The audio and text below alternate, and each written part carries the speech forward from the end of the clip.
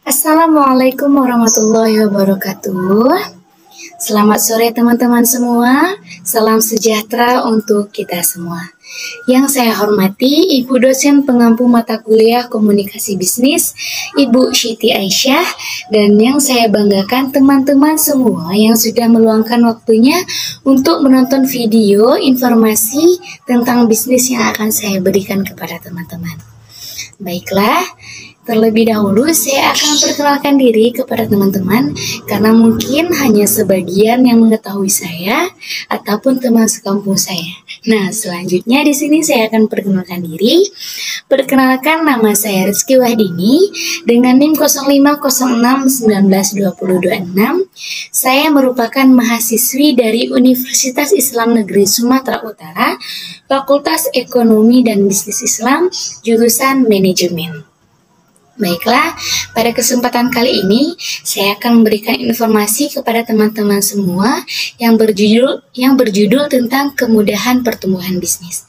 Nah, sebelum kita melanjutkan materinya, di sini saya akan memberikan pertanyaan dulu kepada teman-teman. Pertanyaannya adalah, kenapa sih pertumbuhan bisnis itu sangat diperlukan? Nah, bagi teman-teman yang ingin menjawab pertanyaan dari saya, silakan di like, komen, dan subscribe. Dan di komen jawabannya di kolom komentar. Jawablah sesuai dengan pendapat teman-teman agar kita dapat bertukar pikiran tentang pendapat masing-masing. Nah, jangan lupa share video ini kepada teman-teman yang lain agar mereka tidak ketinggalan informasi tentang pertumbuhan bisnis pada kesempatan kali ini. Pertumbuhan bisnis itu tidak terlepas dari daya saing, yang bahkan kini telah menjadi salah satu isu masyarakat global. Nah, daya saing ini sangat penting karena ketersediaan sumber-sumber daya alam yang semakin tipis berjalan secara paralel dengan tuntutan peningkatan pertumbuhan ekonomi dan kondisi keamanan yang sangat relatif. Ketidakmampuan mengangkat daya saing identik dengan kepasrahan untuk kalah berkompetisi. Nah, kenapa saya bilang begitu? Karena banyak sekarang pebisnis yang sangat merasa takut terhadap persaingannya dalam bisnis. Karena ada dalam pebisnis itu belum mencoba tetapi sudah kalah. Karena dia hanya berpikir dia akan kalah saing dengan produk yang sama dengannya. Nah, dengan itu kita harus meyakini diri kita bahwa kita harus bisa bersaing dengan produk yang sama dengan kita. Timbulkan inovasi dan kreativitas yang baru sehingga pelanggan itu tetap loyal kepada kita. Nah, selanjutnya ketidakmampuan mengangkat daya saing ini kan tadi identik nih dengan kepasrahan untuk kalah berkompetisi, yang bukan hal tidak mungkin lagi. Berujung stagnasi aktivitas usaha kita tentu akan terancam. Nah, secara empiris, daya saing itu identik dengan harga produk yang kompetitif dengan kualitas yang tinggi, sehingga bisa dikatakan sebagai kemampuan ekonomi untuk mencapai pertumbuhan yang tinggi dan berkelanjutan dengan orientasi meningkatkan taraf hidup masyarakat, memenuhi kewajiban domestik dan internasional. Nah, menyediakan lapangan pekerjaan serta pembangunan yang berkesinambungan dengan tidak membebani generasi mendatang. Dengan kata lain, aktivitas bisnis itu terkait kemampuan mengoptimalkan proses produksi dengan menekan harga dan tetap fokus kepada kualitas. Nah, yang berdampak positif terhadap lingkungan sosial dan alam. Begitu juga fokus terhadap kualitas akan meningkatkan kepuasan pelanggan. Dengan kata lain, aktivitas bisnis ini terkait kemampuan mengoptimalkan proses produksi dengan menekan harga dan tetap fokus kepada kualitas yang berdampak positif terhadap lingkungan sosial dan alam. Begitu juga fokus terhadap kualitas akan meningkatkan kepuasan pelanggan. dengan membangun sebuah usaha itu, hal yang paling penting itu kepuasan pelanggannya. Karena jika seorang pelanggan merasa puas dengan produk yang kita jual, maka mereka akan menjadi pelanggan yang loyal. Pelanggan yang loyal dan akan merekomendasikan produk kita kepada orang lain, sehingga produk kita dapat dikenali oleh orang banyak. Nah, persoalannya adalah bahwa untuk menciptakan bisnis yang mudah bukanlah pekerjaan yang mudah, karena terkait banyaknya variabel seperti ketersediaan energi, perubahan yang kondusif, pasar, dan regulasi, serta infrastruktur dan kemudahannya.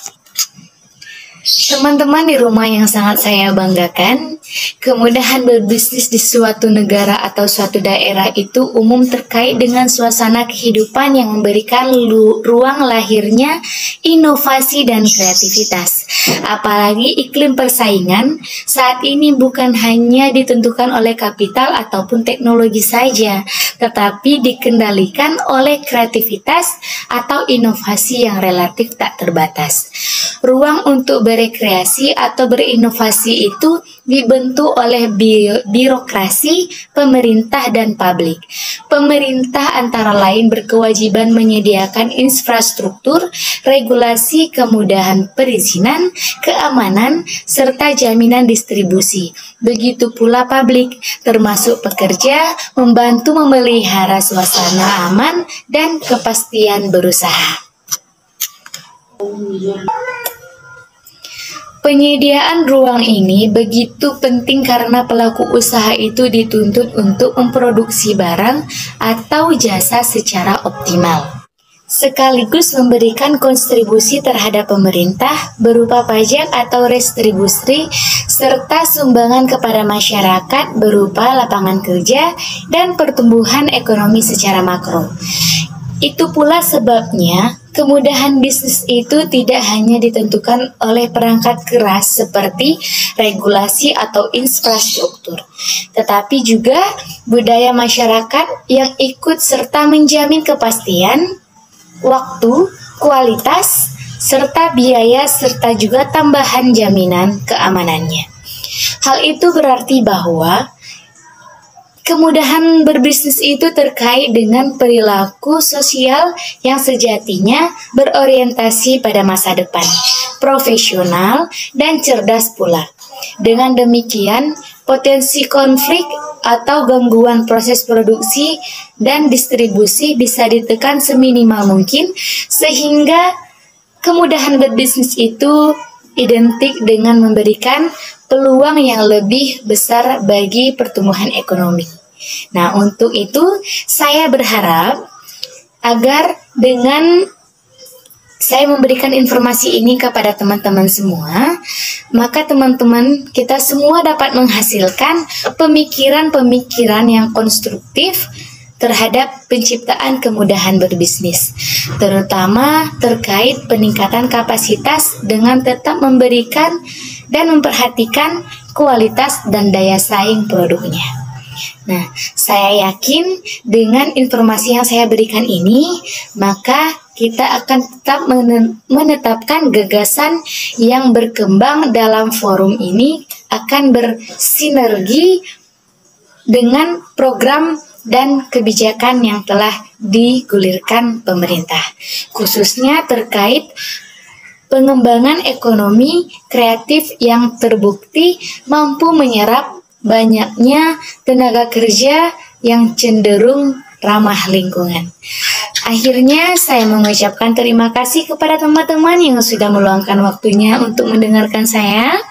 Akhir kata, terima kasih. Jangan lupa like, comment, subscribe video ini. Akhir kata, saya undur diri. Assalamualaikum warahmatullahi wabarakatuh.